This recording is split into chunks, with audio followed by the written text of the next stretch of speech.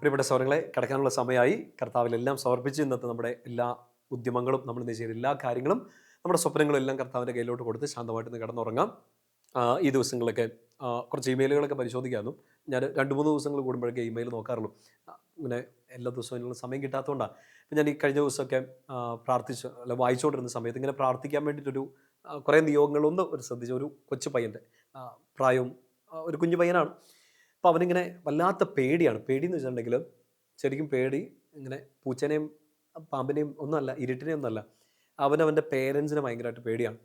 പേടിയെന്ന് വെച്ചാൽ വല്ലാത്ത എനിക്ക് ആദ്യം ഞാൻ രണ്ടാമത് വായിച്ചപ്പോഴാണ് എനിക്ക് ക്ലിയർ ആയത്. ഒരു മുറിഞ്ഞ ഇംഗ്ലീഷിലൊക്കെയാണ് എഴുതിയേക്കണേ. കൊച്ചു പയ്യനാണ്. അപ്പോൾ അവനിങ്ങനെ അത് എക്സ്പ്ലെയിൻ ചെയ്ത് തന്നേക്കാണ്. പപ്പായും മമ്മിയും ഭയങ്കരമായിട്ട് പേടിയാണ്. അപ്പോൾ അതിനകത്ത് ഇങ്ങനെ എക്സ്പ്ലെയിൻ ചെയ്തു, ഒരു ലോങ് ലെറ്ററാണ് ഇങ്ങനെ എഴുതി വെച്ചത്. അവരെന്നെ കൊന്നു കളയുമെന്ന് പേടിയാണ്.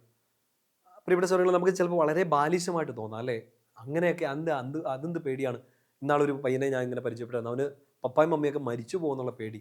ആ, ഓരോരുത്തർക്കും ഓരോ തരത്തിലുള്ള പേടിയാണ്. പക്ഷേ ഈ കൊച്ചിന് ഒരു പേടി, പപ്പായും മമ്മിയും അവനെ കൊല്ലും എന്നുള്ളൊരു പേടിയാണ്. നമുക്ക് എക്സ്പ്ലെയിൻ ചെയ്യാൻ പറ്റില്ല കേട്ടോ. ചിലപ്പോൾ നമ്മുടെ മൈൻഡിലുള്ള ഓരോ കുഞ്ഞു കുഞ്ഞു ചിന്തകളല്ലേ, നമ്മൾ അനുഭവിച്ചിട്ടില്ലാത്തപ്പോൾ നമുക്കതൊക്കെ ഭയങ്കര തമാശയായിട്ടൊക്കെ തോന്നാം. അപ്പോൾ ഈ കുഞ്ഞിന് ഇങ്ങനെ പേടി തോന്നുകയാണ്. അപ്പനും അമ്മയും അവരിവനെ കൊന്നു കളയും. എൻ്റെ പ്രിയപ്പെട്ട സഹോദരങ്ങളെ, ഈ കൊച്ചിൻ്റെ കാര്യം പറയാൻ വേണ്ടിയിട്ട് മാത്രമല്ല കേട്ടോ. അവനൊരു റിപ്ലൈ ഒക്കെ കൊടുത്തു. അവന് റിപ്ലൈ കൊടുത്ത ഒരു വചനമാണ് ഇന്ന് നിങ്ങളുമായിട്ട് ഒന്ന് ഷെയർ ചെയ്യണമെന്ന് ആഗ്രഹിക്കുന്നത്. കാരണം എന്താണെന്നറിയോ? എനിക്കും പേടിയുണ്ട്, നിങ്ങൾക്കും പേടിയുണ്ട്. അച്ഛനെ കണ്ടിട്ട് പേടിയില്ലാത്തതായിട്ട് നിങ്ങൾക്ക് തോന്നുന്നുണ്ടോ? എനിക്കും ചില പേടികളൊക്കെ ഉണ്ട്. ആ, നമുക്ക് ചിലപ്പോൾ മനുഷ്യരെ ആയിരിക്കാം, ചില സാഹചര്യങ്ങളെ ആയിരിക്കാം. ഇന്ന് പ്രത്യേകിച്ച് ഈ പയ്യനെ ഒന്ന് മനസ്സിൽ ഓർക്കുന്നത് കൊണ്ട്, അവനോട് പറഞ്ഞ വചനം ഷെയർ ചെയ്യുന്നതുകൊണ്ട് പറയാണ്, ശരിക്കും പറഞ്ഞാൽ മനുഷ്യരോടുള്ള നമ്മുടെ ഭയത്തെ ഒഴിവാക്കാൻ നല്ലൊരു വചനമുണ്ട്. ആ വചനം നിങ്ങൾ പറഞ്ഞ് പ്രാർത്ഥിക്കണം. അതാണ് പ്രധാനപ്പെട്ട ഒരു കാര്യം. ഈ കർത്താവിൻ്റെ ഒരു സ്നേഹത്തെക്കുറിച്ച് പറഞ്ഞു തരുന്ന യോഹന്നാൻ ശ്ലീഹയുടെ സുന്ദരമായൊരു വചനമാണ് ഇത്. ശരിക്കും പറഞ്ഞാൽ നിങ്ങൾക്ക് എന്തെങ്കിലും തരത്തിലുള്ള മനുഷ്യരെക്കുറിച്ചുള്ള ഭയം, അതും വളരെ ക്ലോസ് ആയിട്ട് നിൽക്കുന്നവർ, നിങ്ങളുടെ കൂടെ ജോലി ചെയ്യുന്നവരെ ചിലപ്പോൾ പേടിയുണ്ടാകാം. ഞാനിത് പറയാൻ പോകുന്ന അത്ര എളുപ്പമുള്ള കാര്യമൊന്നുമല്ല. ഈ വചനം വായിക്കാമെന്ന് മാത്രമല്ല, ഒരു പ്രവൃത്തിയും കൂടെ അതിൻ്റെ കൂടെ ചെയ്യേണ്ടതുണ്ട്. എന്നാലും നിങ്ങൾ ഈ വചനം ആദ്യം കേൾക്കണം. അത് മനസ്സിലായല്ലോ? ഈ കൊച്ചിന് അപ്പനെയും അമ്മേനെയും പേടിയുള്ളത് പോലെ അനാവശ്യമായൊരു പേടിയാണ്. അതുപോലെ തന്നെ ചിലപ്പോൾ നമുക്ക് ചില മനുഷ്യരെ പേടിയുണ്ടാകാം. ആ ഭയത്തിൽ നിന്ന് നിങ്ങൾക്ക് വിമുക്തി നേടാനുള്ള അതിശക്തമായൊരു വചനമാണ്. വിശുദ്ധ ഗ്രന്ഥത്തിൽ, പുതിയ നിയമത്തിൽ യോഹന്നാൻ ശ്ലീഹയുടെ 1-ാമത്തെ ലേഖനം എടുക്കണം. അതിൻ്റെ 4-ാമത്തെ അധ്യായം ഒരു ബോധ്യം തരികയാണ്. ആ ബോധ്യത്തോടു കൂടി നിങ്ങളത് വായിച്ച് പ്രാർത്ഥിക്കുകയും കൂടെ ചെയ്യണം. എന്നിട്ടൊരു കാര്യം കൂടെ ചെയ്യേണ്ടതുണ്ട്. ആ വചനം നമുക്കൊന്ന് ആദ്യം വായിക്കാം. 1 യോഹന്നാൻ 4:18, 1 ജോൺ 4:18. വചനം എങ്ങനെയാണ്? ഈ ബോധ്യം നിറയുക: സ്നേഹത്തിൽ ഭയത്തിന് ഇടമില്ല. പൂർണ്ണമായ സ്നേഹം ഭയത്തെ ബഹിഷ്കരിക്കുന്നു. കാരണം ഭയം ശിക്ഷയെക്കുറിച്ചാണ്. ഭയപ്പെടുന്നവൻ സ്നേഹത്തിൽ പൂർണ്ണനായിട്ടില്ല.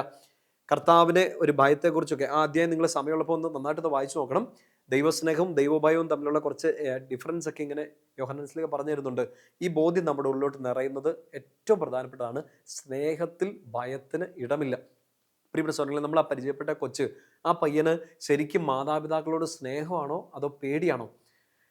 അവൻ അങ്ങനെ ഒരു വിഷമം പറഞ്ഞുകൊണ്ടാണ് പറഞ്ഞത് എനിക്ക് പേടിയാണ്.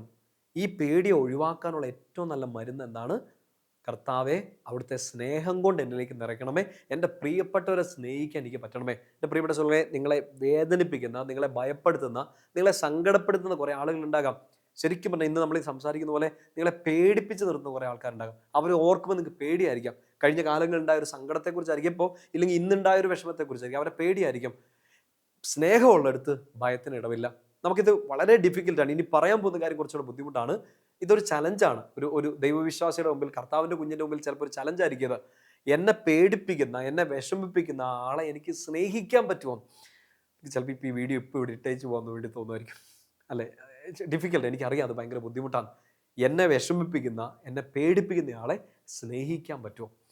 പ്രിയപ്പെട്ട സഹോദരങ്ങളെ, ഈശോയുടെ മക്കളാണെങ്കിൽ നമുക്ക് പറ്റണം, നമുക്ക് സാധിക്കണം അവരെ സ്നേഹിക്കാൻ. കാരണം നമ്മളെ സ്നേഹിക്കുന്നവരെ നമ്മൾ സ്നേഹിച്ചാൽ വലിയ കഥയൊന്നും ഇല്ലെന്നാണ് ഈശോ തന്നെ പറയുന്നത്. അത് ബാക്കിയുള്ളവർ അങ്ങനെയൊക്കെ ചെയ്യുന്നില്ലേ? പൗലോസ് മറ്റൊരു ഭാഷയിൽ പറയുന്നുണ്ട്, നിങ്ങളെ വിഷമിപ്പിക്കുന്നവനെ, നിങ്ങളെ നശിപ്പിക്കാൻ ശ്രമിക്കുന്നവനെ, നിങ്ങളുടെ ശത്രുവിന് വിശക്കുമ്പോൾ കഴിക്കാൻ കൊടുക്കണം, ദാഹിക്കുമ്പോൾ വെള്ളം കൊടുക്കണം. വളരെ ചലഞ്ചിങ് ആയ ഒരു ക്രിസ്ത്യൻ റൂൾസ് ആണ് പൗലോസ്ലിയും ഈശോയും നമ്മുടെ മുമ്പിൽ പറഞ്ഞു തന്നേക്കുന്നത്. യോഹന്നാൻ ശ്ലീഹയും അതുപോലെ പറയുകയാണ്, സ്നേഹത്തിൽ ഭയത്തിന് ഇടവില്ല. നിങ്ങൾ ഈ വചനം ഒന്ന് പറഞ്ഞ് പ്രാർത്ഥിക്കണം. എവിടെയെങ്കിലും എന്തെങ്കിലുമൊക്കെ തരത്തിൽ ഈ മനുഷ്യരെക്കുറിച്ച്, ചില വ്യക്തികളെക്കുറിച്ച് ഭയമുണ്ടെങ്കിൽ 1 യോഹന്നാൻ 4:18 ഈ വചനം ഇങ്ങനെ ആവർത്തിച്ച് പറഞ്ഞുകൊണ്ടിരിക്കുക. സ്നേഹത്തിൽ ഭയത്തിന് ഇടമില്ല. അത് ഈ വചനം ആവർത്തിച്ച് പറയുമ്പോൾ നിങ്ങളുടെ ഉള്ളിൽ ആ ദൈവസ്നേഹം നിറയട്ടെ എന്ന് ആഗ്രഹിക്കുക. ആ സ്നേഹം നിറഞ്ഞ് ഈശോയോടുള്ള സ്നേഹം മാത്രമല്ല, ഈശോ തന്ന സ്നേഹം അവരിലേക്കും കൊടുത്ത് അവരെ സ്നേഹിക്കാൻ പറ്റണം. ഈശോ പറഞ്ഞില്ലേ, നിങ്ങളെ സ്നേഹിക്കണം, അപ്പുറത്തുള്ള ആളെയും സ്നേഹിക്കണം, ഞാൻ നിങ്ങളെ സ്നേഹിച്ചതുപോലെ. ബുദ്ധിമുട്ടാണ്, പക്ഷെ പറഞ്ഞത് ആരാണ്? ഈശോയാണ്. ആവശ്യപ്പെടുന്ന ഈശോയാണ്. അങ്ങനെയെങ്കിൽ ഈശോയുടെ മക്കൾ ഇത് അനുസരിക്കണം. ഇന്ന് രാത്രി നിങ്ങളുടെ ഉറക്കം കളഞ്ഞോന്ന് അറിയില്ല, ഭയങ്കര ഡിഫിക്കൽട്ടായ ഒരു വർക്കാണ് വന്നേക്കുന്നത്. But this is the sign of true spirituality. നമ്മുടെ ഒരു നല്ല ആത്മീയതയുടെ അടയാളങ്ങളിൽ ഒന്നാണിത്. ഈശോയുടെ മുമ്പിൽ നന്ദി നിറഞ്ഞ ഹൃദയത്തോടുകൂടി ആയിരിക്കും മാത്രമല്ല, സ്നേഹമുള്ളൊരു ഹൃദയം ഉണ്ടെങ്കിൽ അത് ആത്മീയതയുടെ അടയാളമാണ്. നമ്മൾ നന്നായിട്ട് പ്രാർത്ഥിക്കുന്നു, പക്ഷേ മറ്റുള്ളവരെ സ്നേഹിക്കുന്നില്ലെങ്കിലോ? അത് ആത്മീയതയല്ലല്ലോ. സ്നേഹിക്കാൻ പറ്റുന്നില്ലെങ്കിൽ ഭയം കൂടും. ഭയം കുറയണമെങ്കിൽ നമുക്ക് ചുറ്റുമുള്ളവരെ കുറേ കൂടെ സ്നേഹിക്കാൻ പറ്റണം. യോഹന്നാൻ്റെ ഈ ലേഖനത്തിൽ തന്നെ 21-ാമത്തെ വാക്യം ഇങ്ങനെയാണ്: ക്രിസ്തുവിൽ നിന്ന് ഈ കൽപ്പന നമുക്ക് ലഭിച്ചിരിക്കുന്നു, ദൈവത്തെ സ്നേഹിക്കുന്നവൻ സഹോദരനെയും സ്നേഹിക്കണം. എൻ്റെ പ്രിയപ്പെട്ട സഹോദരങ്ങളെ, ഭയം മാറാൻ വേണ്ടിയിട്ട് മാത്രമല്ല, നമ്മൾ ഈശോയുടെ മക്കളാണെങ്കിൽ, നമ്മൾ ഈശോയെ സ്നേഹിക്കുന്നുണ്ടെന്ന് പറയുന്നുണ്ടെങ്കിൽ ഉറപ്പായിട്ട് നമ്മുടെ പ്രിയപ്പെട്ടവരെ സ്നേഹിക്കണം. അങ്ങനെ സ്നേഹിക്കുന്നത് വഴിയാണ് ഈ വചനം വായിക്കുക, ഈ വചനം വായിച്ച് മറ്റുള്ളവരെ സ്നേഹിക്കുന്നത് വഴിയാണ് നമുക്ക് ഭയം ഒഴിവാക്കാൻ പറ്റുക. ഈ കുഞ്ഞിനോട് ഞാൻ പറഞ്ഞു കൊടുത്ത വചനം ഇതാണ്. എന്നിട്ട് അവനോട് പറഞ്ഞു, ഇന്ന് മുതൽ പ്രാർത്ഥിക്കുക, അപ്പനും അമ്മയ്ക്ക് വേണ്ടി പ്രാർത്ഥിക്കുക. പ്രാർത്ഥിക്കും ഇങ്ങനെ: ഈശോയെ, ഞാൻ നിന്നെ സ്നേഹിക്കുന്നു, നീ എന്നെ സ്നേഹിച്ചതുപോലെ എൻ്റെ അപ്പായെയും അമ്മയും സ്നേഹിക്കാൻ എന്നെ സഹായിക്കണമേ. ഈ ഒരു പ്രാർത്ഥന നിങ്ങളുടെ മനസ്സിലേക്ക് ഒന്ന് സൂക്ഷിക്കാവോ? ഈശോയെ, ഞാൻ നിന്നെ സ്നേഹിക്കുന്നു, നീ എന്നെ സ്നേഹിച്ചതുപോലെ എൻ്റെ ജീവിത പങ്കാളിയെ സ്നേഹിക്കാൻ എന്നെ സഹായിക്കണമേ.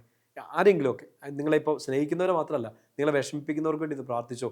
ഇപ്പോൾ അച്ഛൻ നിങ്ങളെ വിഷമിപ്പിച്ചുകൊണ്ടിരിക്കുകയെന്ന് വിചാരിക്കും.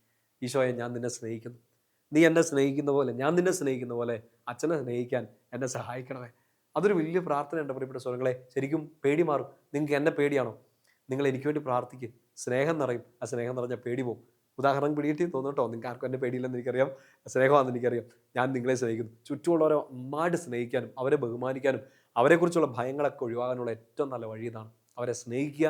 ഇപ്പം അതിനോടൊരു കപ്പാസിറ്റി ഉള്ളിലില്ലെങ്കിൽ ഇതൊരു ചലഞ്ചാണ്. ദൈവത്തെ സ്നേഹിക്കുന്നവൻ ചുറ്റുമുള്ളവരെ സ്നേഹിക്കണം. അതുകൊണ്ട് ഈശോയോട് പ്രാർത്ഥിച്ചേക്കണം ഇന്ന് കിടക്കുന്നതിന് മുമ്പ്: ഈശോയെ, ഞാൻ നിന്നെ സ്നേഹിക്കുന്നു, നീ എന്നെ സ്നേഹിക്കുന്നത് പോലെ, ഞാൻ നിന്നെ സ്നേഹിക്കുന്നത് പോലെ എൻ്റെ പ്രിയപ്പെട്ടവരെ സ്നേഹിക്കാൻ എന്നെ സഹായിക്കണമേ. ഈ പ്രാർത്ഥനയോടുകൂടി ഇന്ന് കിടന്നുറങ്ങുക.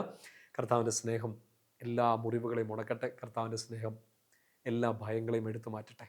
ഈശോയുടെ കൃപ നിറയട്ടെ. പിതാവിൻ്റെയും പുത്രൻ്റെയും പരിശുദ്ധാത്മാവിൻ്റെ നാമത്തിൽ ആമേൻ. ഈശോ മിശിഹായ്ക്ക് സ്തുതിയായിരിക്കട്ടെ.